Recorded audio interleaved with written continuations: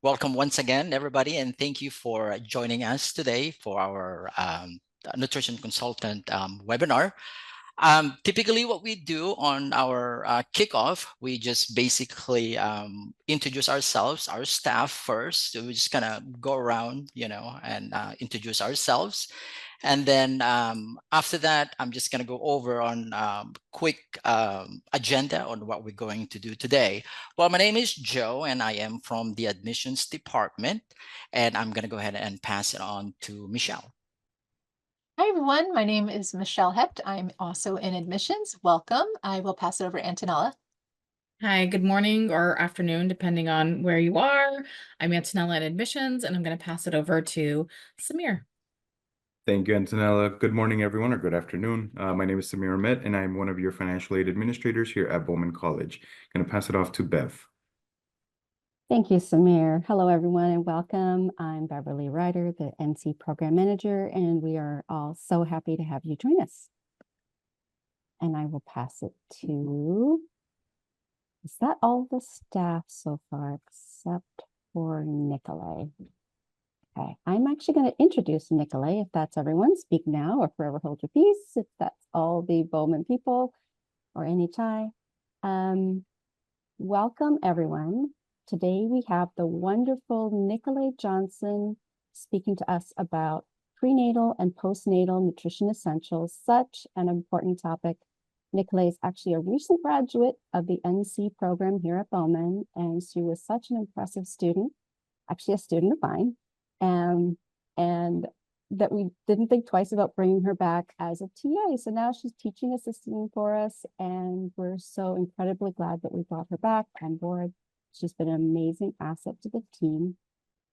She's also, outside of Bauman, a successful postpartum doula and pre and postnatal yoga teacher. And she just has this amazing passion for supporting maternal health through nutrition.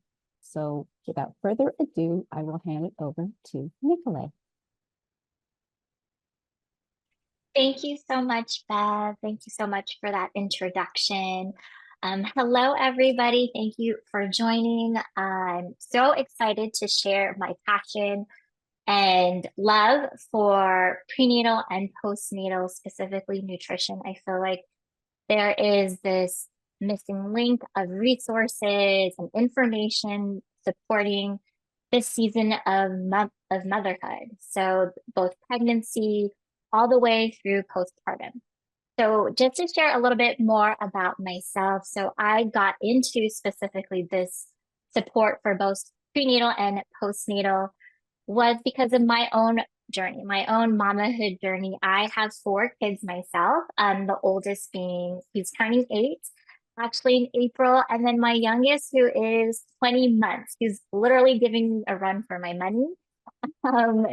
So he is, I mean, they are all so wonderful. And I've experienced both seasons of pregnancy and postpartum and have felt it with the depletion and then felt it myself of that missing resource that I wish I had during both seasons of prenatal and postpartum, and more so the nutrition aspect. With my first baby, pregnancy and postpartum, I didn't have this nutrition support, which I was able to implement and experience it so differently with my fourth. And seeing and experiencing that firsthand, I felt the difference of nutrition in with growing my baby, to reducing common pregnancy symptoms, to even healing and recovery. And there's just such this empowerment that you can provide moms in your community or even yourself with this type of information that not only supports yourself or a mom in your community, but overflows to their family. So that is just a little bit about me and my passion and how I got there. So we can talk about nutrition itself. So Michelle, if you could do next slide, please. So nutrition is beyond just feeding and eating. It's about intentionally supporting both mom and baby. And so we're going to take a look at it at the 2 different stages of prenatal and postnatal. So specifically during prenatal, nutrition supports with fetal growth and brain development. So what mama is eating while she's pregnant are building blocks for her baby, but also for herself. So nutrients such as folate, iron, omega-3s, and don't worry, we'll dive deeper into them. So don't feel like you need to rush if you're jotting notes down. These are key nutrients that are going to support baby's brain development, organ formation, and also a strong nervous system. Also, nutrition plays a part in reducing risk of pregnancy complications of gestational diabetes, or even preeclampsia. I've worked with a couple of moms that were diagnosed with gestational diabetes, and just through nutrition alone, by balancing carbs and protein to balance that blood sugar regulation, that decreased the need to include medication. So just nutrition alone can help support with that. Also, placenta health. Placenta health is also key and supported through nutrition. This is baby's lifeline. It supplies baby with oxygen, nutrients, and even removing waste. So key nutrients like iron, protein, and omega-3s really support that health of the placenta. And this is really important for me personally, and I was able to experience that. I was diagnosed with post-preeclampsia 3 times with my 3 babies, and I was told with my 4th that I was going to have it. And I kid you not, I changed my nutrition, I changed my lifestyle, implemented the things that I am going to share with you today, and I did not experience post-preeclampsia for the 4th time. So just how powerful nutrition is in overall health and being is just, such a huge change can happen there. So now moving to postnatal. So how can nutrition support during the postnatal postpartum stage? It can help with aiding postpartum healing and tissue repair. Whether or not you birth vaginally or through a C-section or the moms that you're helping, proteins and minerals such as collagen are needed for tissue repair and wound healing. Mom, when she gives birth, has this plate-sized wound in her body. Now imagine if that plate-sized wound was outside of the mom's body, how differently would we treat the recovery?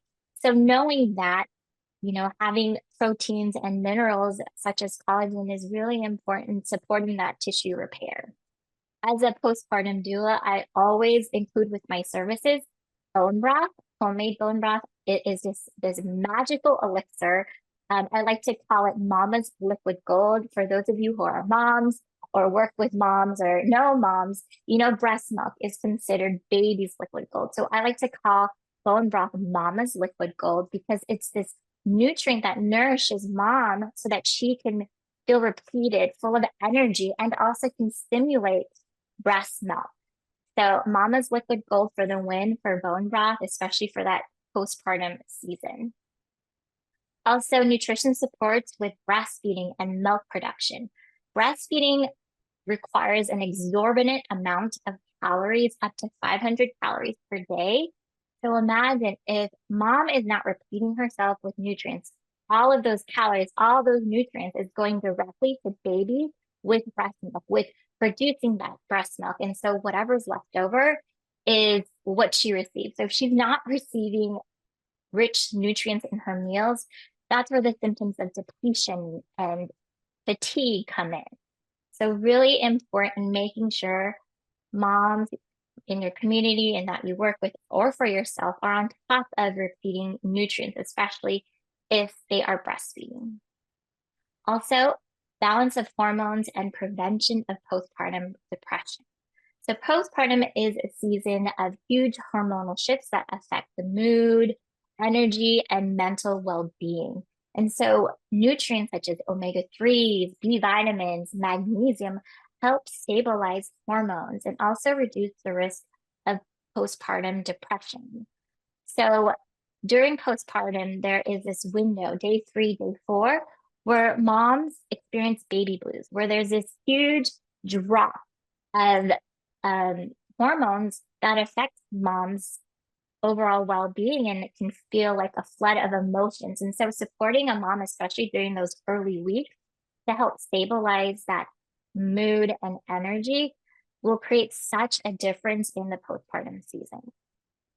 So those are just some ways that nutrition plays a key role for both pregnancy and postpartum. And you can see it's huge. So nutrition is foundational, especially during these most tender seasons.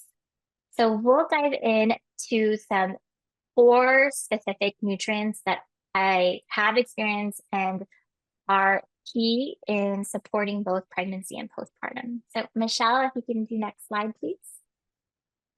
All right, so the first being iron and folate. So iron is essential for making red blood cells, carrying oxygen to both baby and mom. During pregnancy, there is an increase of blood flow about 50%. So imagine how much more blood is flowing through mom and how much more iron is needed. So there are symptoms that can arise from a lot of moms that experience anemia, fatigue, dizziness. So it's important, if you're working with a mom or if you're a mom and you're feeling those symptoms, that you have iron within your meals. I've worked with a mom who was experienced and diagnosed with anemia while she was pregnant. And we worked together in adding more iron within her diet, which also help support from having to add more treatments such as iron infusions. And I know that can be scary, especially when you're pregnant, because you're like, what am I pumping to baby as well? And how is this going to affect baby? So nutrition can support that, so you don't have to add these interventions. So what are some best food sources of iron? So red meat is the best absorbed form of iron. Non-meat, not animal products, would be lentils and beans, are also great sources of iron.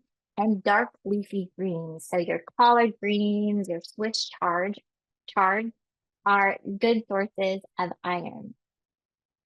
Folate, also hand in hand with iron, is a B vitamin. So it's a B9 that is essential for growth, DNA formation, red blood cell production, and also fetal brain and spine development. So all crucial forms of components for baby and mom. So there's a lot of overlap on food sources for folate that interlaps with iron. So what is that? That would be lentils and beans and also dark leafy greens. So including those types of foods, you're getting a twofer. So if you're getting your lentils or the mom who you're supporting or in your community is getting lentils or dark leafy greens, they are receiving both iron and folate, which are both essential key nutrients for pregnancy and postpartum. And one quick tip that I want to add here is that when you include vitamin C with that iron-rich food like red meats, so like if you're adding, let's say, beef and bell peppers, or even squeezing lemon on top of your beef, that will boost the absorption of iron within your body. And with that vein, spacing out dairy or caffeine from your iron, if you're wanting to receive more iron, spacing that out so it doesn't block the absorption. So say you're having like steak and eggs, don't have that cup of coffee, while you're eating it, space it out a couple of hours. So the next nutrient is omega-3s. So omega-3s is a fatty acid that's crucial for baby's brain and eye development, but also essential for mom's mental health, especially during postpartum. So ways that omega-3s support with pregnancy and postpartum is it supports baby's brain and nervous system. So specifically DHA, which is a type of omega-3, is a key building block of baby's brain, nervous system, and vision. And our brains are made up of 60% of fat. So really to support brain health, we require that DHA, that omega-3, for proper brain function and cognitive development. So especially during postpartum and even during pregnancy, you'll be like, oh my God, I have this brain fog. Or a mom will be like, I'm having brain fog. I'm having a hard time remembering things. So adding in that omega-3 is important in supporting brain health. Also enhancing vision and eye health. So DHA plays a component in the structure of retina, so the part that's within our eye.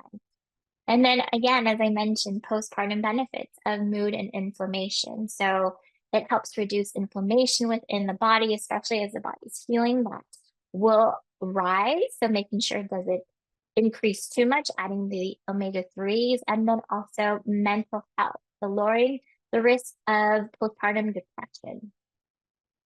So what are the best food sources? So fatty fishes, salmon, your sardines, your mackerel, those are best sources of DHA, and also EPA, which is also a type of omega-3s.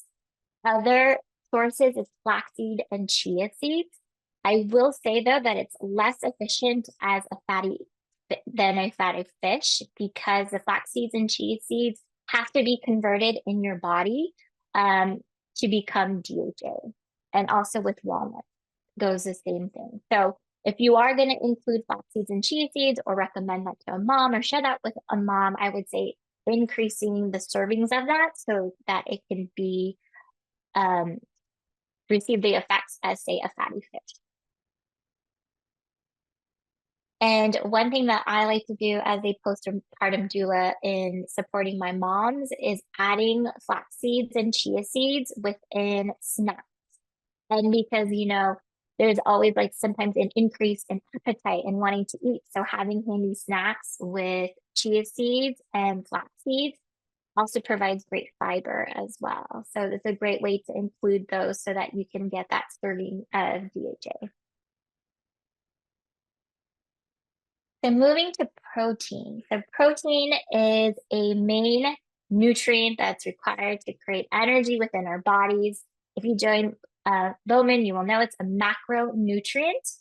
And so this plays a huge role in also pregnancy and postpartum specifically. So it supports fetal growth and development. Protein is the foundation for developing babies' organs, muscles, and tissue. But also plays a role in brain development for healthy cell formation. Also supports with placenta health. So building and maintaining that placenta so that the baby has that lifeline for nutrients and oxygen.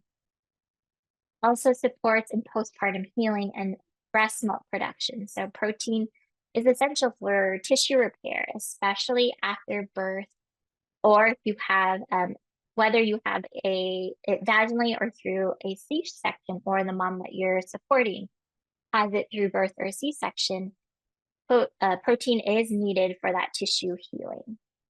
And it fuels, I'm just seeing someone, and it also fuels breast milk production, ensuring moms have enough nutrients to nourish their babies. So protein is so essential and important, especially for both pregnancy and postpartum, and specifically collagen, which is the most abundant form of protein, makes up the skin, which is made up of skin, joints, and connective tissues, and also the lining of the gut. So the body relies on collagen for when mom is stretching and expanding and growing, but also for recovery and milk production. So what are some of the best sources of collagen? So there would be eggs, which also has choline, chicken and turkey, beans, lentils. Again, beans and lentils we mentioned above with iron. So again, you're getting a 2 for a 3 for there because it also has folate. And then fish, another 2 for because of the omega-3. So you can see there's a lot of overlap in receiving all the nutrients that is required for both pregnancy and postpartum. And then collagen specifically, ways to receive collagen would be bone broth, mama's liquid gold, skin of the fish, meat with connective tissue, so meat with chicken wings or slow cooked cuts. And another tip here, so adding vitamin C to your meals will help produce collagen, so citrus, bell peppers, berries. So moving to probiotics and for digestive support. So probiotics is also a powerful and necessary essential nutrient for pregnancy and postpartum. So it supports the digestive system in absorbing nutrients. It also, probiotics are good bacteria. So it helps digest food, absorb the nutrients, but also helps keep things moving. So during pregnancy, moms often experience the slowing of digestion. Maybe it's constipation or bloating. So adding probiotics will help support those symptoms and support regularity. Probiotics also help with boosting immunity for both mom and baby. So 70% of your immune system lives in your gut. So that means a healthy gut helps protect both mom and baby from illnesses. And that good bacteria, those probiotics will pass through babies through vaginal birth, but also through the breast milk. So making sure moms are getting the probiotics for both seasons so that they can also pass it to their baby's microbiome. So it helps reduce the risk of eczema, allergies, and even digestive issues. Probiotics also helps support with mood, stabilizing moods, and hormonal balance. So the gut produces hormones such as serotonin, dopamine, and also melatonin. So all of these key hormones that bring in pleasure, joy, and even rest, which is needed for mood stability, is all created in the gut. So that will support emotional resilience, especially during postpartum. So what are the food sources of probiotics? Yogurt, sauerkraut, and kimchi. So any fermented vegetables, kefir, which is a fermented milk, miso, and then also fermented pickles, not in a vinegar base. And just a quick tip here as well is feeding your probiotics prebiotics. So prebiotics is the food for your probiotics. And so what is that? The foods of garlic, onions, bananas, and oats will feed the probiotics. So now we got into these key nutrients, I want to share with you some myth-busting fun facts. So often all this information comes through. Some of it is misinformation. So sharing with you top 3 things of myths that I've heard come across from moms that I've worked with.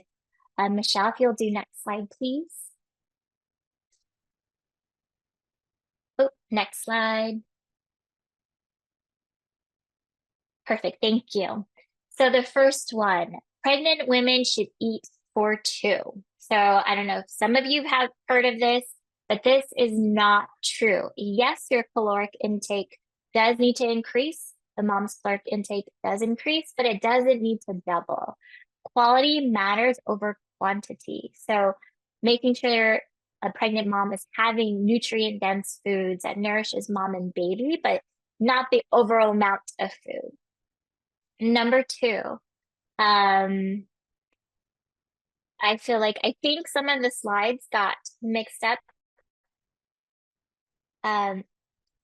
Michelle, do you have next slide? Can I just see what the next slide is? Okay, you can go back. It's okay. So the next one is breastfeeding drains your calcium and weakens your bones. So yes, breastfeeding does take some of your calcium, as I've shared. Breastfeeding will give the nutrients to baby first and foremost. So anything that isn't repleted will not be given back to mom. So making sure moms are having those extra source of calcium in their diet as well as other nutrients, because baby's going to get all of those nutrients first. The second one is you have to avoid all herbs during pregnancy. So this one is a little bit tricky because there are herbs that are supportive, such as ginger, which is great for nausea, for moms who are experiencing nausea during pregnancy or even during postpartum. Peppermint, which is soothing for digestion. Red raspberry leaf, which is also good for pregnancy and also to help with uterus health. So there are some herbs that are great, but some that you do need to stay away from, or moms need to stay away from. So just relying on a trusted source, a herbalist, a certified herbalist to help if a mom that you know, or if you specifically want to know whether or not that herb is supportive. But definitely your ginger, peppermint, raspberry leaf tea are good recommendations to support a mom during pregnancy and postpartum. So I would like to hear from you. If you can put in the chat of any pregnancy or postpartum nutrition myths that you've heard.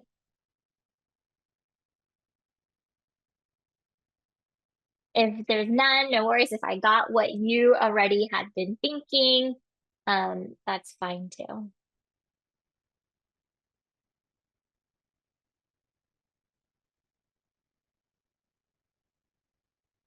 Is caffeine? Yes, that's a great question. So caffeine, you do want to limit, especially during first trimester, especially as baby's developing. So 1 to 2 cups is the recommendation there. And certain types of folic acids are bad. That's interesting. I haven't heard, I know, so folic acid is a synthetic form of folate.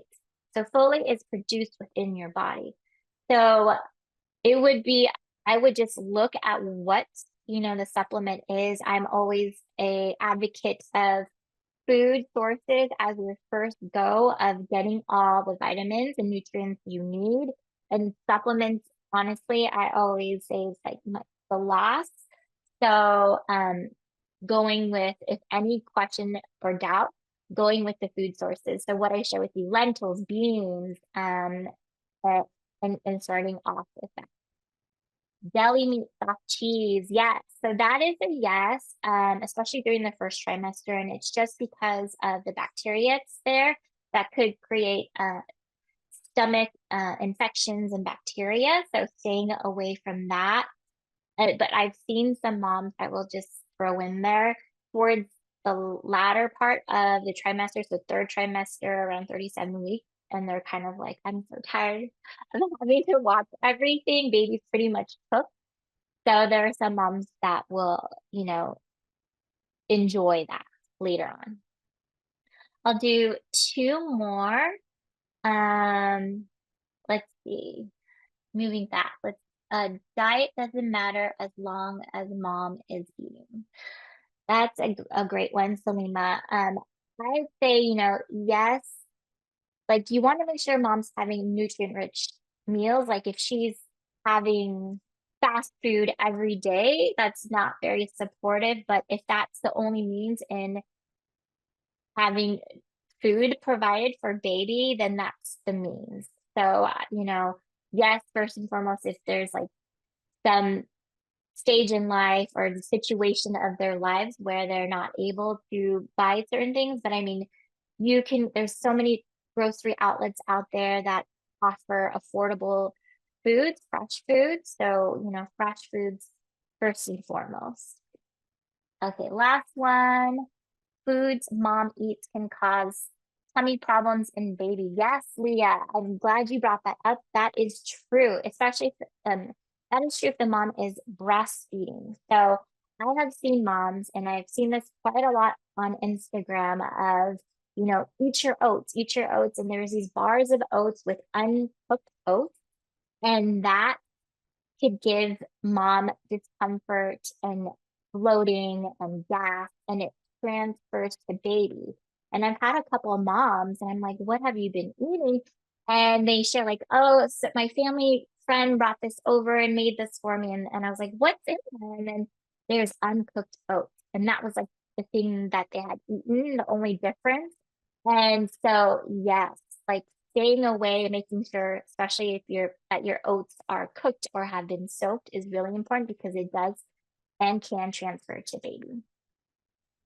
Awesome. Thank you so much for participating. I know there's so much more, but maybe I can take a look later and then answer those, and we can send those out to you. All right, next slide. So ways to support. So beyond nutrition, how are other ways of supporting mom during pregnancy and postpartum? So mindful eating and digestion. So digestion can be delicate, as I shared, especially during pregnancy when the digestive system slows down as the body's expanding, organs are getting pushed around. It can weaken the core and impact how food is digested and absorbed. So encouraging mindful eating. So what does that mean? Eating slowly with awareness, chewing your foods completely. So that your digestive system, once it moves through the process, doesn't have to do more work. Especially you will learn if you join Bauman that, the digestive system starts with your brain. So when your food is sitting in front of you, the brain will communicate to your gut, let's start creating the enzymes, the digestive enzymes. So if you're not giving that moment, or if that mom is not giving that moment for the body to get that connection, those digestive enzymes will not produce as quickly or as much as it needs to break down those foods. So really the digestive system starts with just sitting. So making sure that you give a moment, or that mom gives a moment before scarfing or chewing down that food. And then also making sure chewing that food. I know sometimes I even catch myself, I feel like I'm pushing down my food with my tongue, and I'm like, wait, chew your food.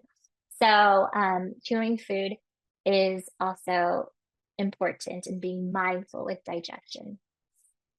Next is traditional postpartum healing and Ayurvedic principles. So I'm also certified in Ayurvedic postpartum care.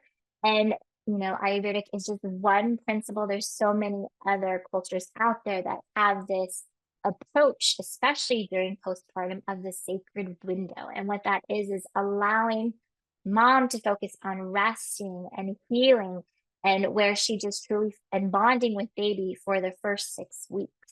And so that's to help mom restore, reheal, and rebuild strength. As I mentioned, the mom has a plate-sized wound in her body, and it took 9 months for the body to grow. It's going to take time for that plate-sized wound to also heal. So giving in rest, giving in nourishing foods to make sure that there's that spaciousness to heal.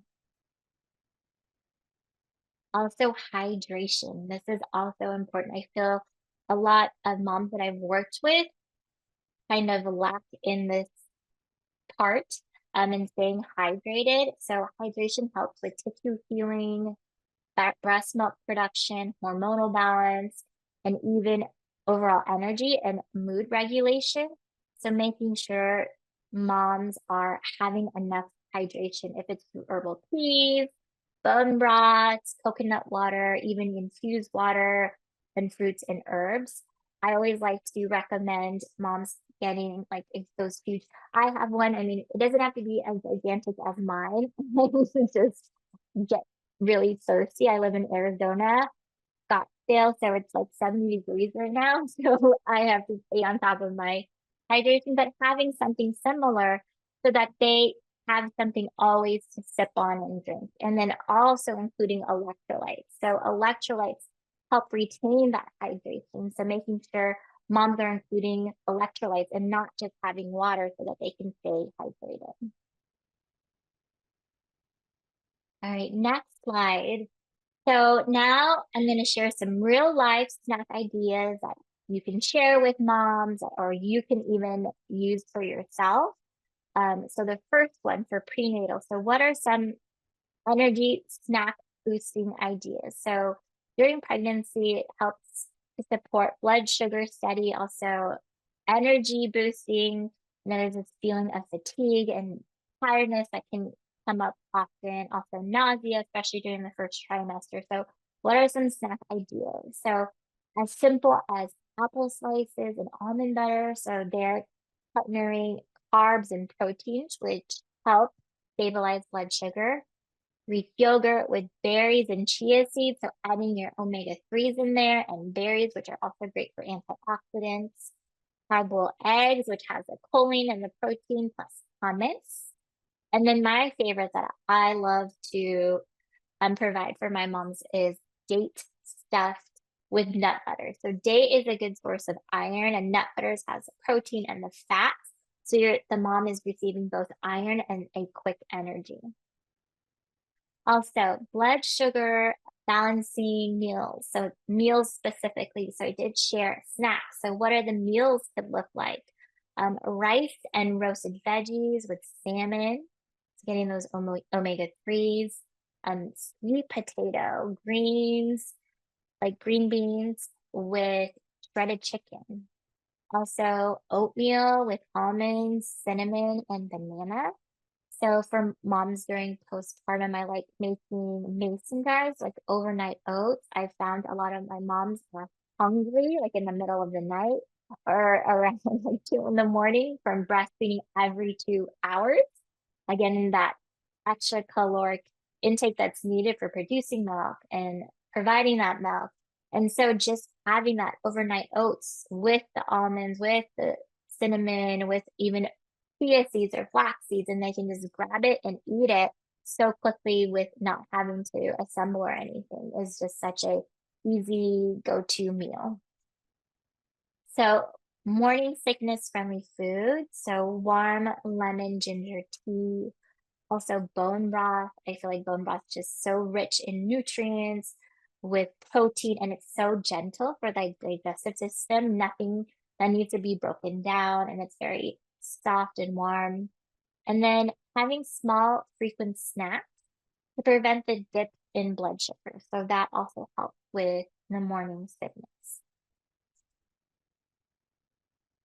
So moving to postnatal, so some meals that support that tissue repair, hormone regulation, and milk production. So recovery with broth and healing meals. So again, the bone broth. I mean, I feel like I'm just saying it over and over again because it's my favorite go-to.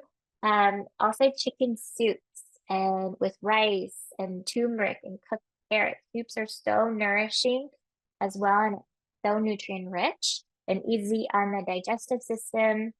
Congee, I don't know if you're familiar with congee. It's like a rice pudding. So it's slow cooking rice where they open up and become porridge like, and adding warm spices and the soft proteins such as chicken is a great early weeks of postpartum foods or even first trimester foods to support that nausea. Foods that support lactation. So there's flax seeds, almonds, and dates. Also fenugreek tea, which is really supportive and gentle for milk production. And then making like a quinoa bowl, so that high in protein quinoa with a leafy green and sesame oil.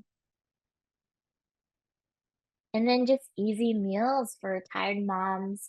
I love doing like crock pots, instant pots, even slow cooker stews and soups, and they also save in the freezer. So I always advise moms during pregnancy to start batch cooking or enlisting friends and families. And there's so many friends and families like, how can I help? And it's like, can you make me a meal? And it's easy as that. And there's just like a stew or soup, and that can be frozen. Also mason jars of overnight oats, or even replacing the overnight oats into chia seed pudding and prepping those and putting those in mason jars are also great. So as you can see here, these meals are so simple. And so they don't need to be extremely fancy. It's just simple and including, the veggies and the proteins and things to help mom with digestion so that she can feel full with nutrient-rich foods that can help with healing and resting and bonding with baby. Next slide. Oh, congee, who's congee rice? Oh, is that, I'll type it. It's spelled congee. Is that the one? And literally it's like you can cook it in a instant pot. And I think there's a porridge setting there. And you just double the amount of water, or you can even put broth in it, which would even be even more nutrient rich, and cook it in the instant pot. So simple. So some key takeaways. from what I shared with you here. So good nutrition is crucial for both mom and baby during both seasons of pregnancy and postpartum. So from the very beginning through the months to birth to postpartum, what mom eats truly directly affects her energy, her recovery, her baby's growth. And nutrition isn't just a support tool, it's foundational. Next thing is that nutrients support fetal development, postpartum recovery, and lactation. So whether it's protein for tissue repair, DHA for brain development, and iron to prevent fatigue and anemia, each nutrient plays a specific role and is powerful. So just knowing how to support these needs through food is such a game changer.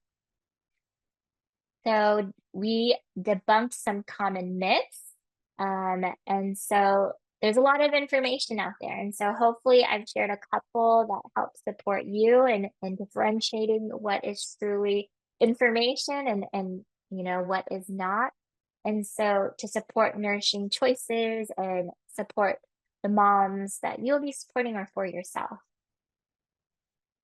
So simple real life meals can go a long way. So again, they don't need to be fancy to support a mom. Just really thinking of like, what are some warm, cooked, easy to digest, nutrient rich meals, whether it's a bowl of soup or some fruit with some nut butters to even one pot stews is true medicine. And lastly, you can make a difference. So you have the power to educate. Hopefully what I've shared with you today, you can support already in hand yourself or maybe moms in your community, and just supporting moms during one of their most transformative times in their lives and changing that narrative of just surviving, but thriving and healing. And that not only impacts the mom, it impacts the family and the family that is part of the community. We can do next slide. I'm going to close with a quote from someone anonymous. I don't have the name, but nourishing a mother is nourishing a generation. When we support moms with the right nutrition, we empower them to heal, thrive, and care for the next generation with strength and vitality. So just reiterating how powerful it is that nutrition can support a mom. It ripples out to others. So that is the presentation. I hope you got nuggets and information that you can share or support yourself. Is there any questions?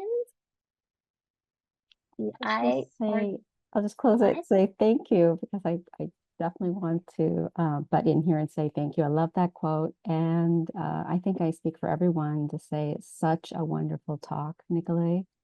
So much useful information.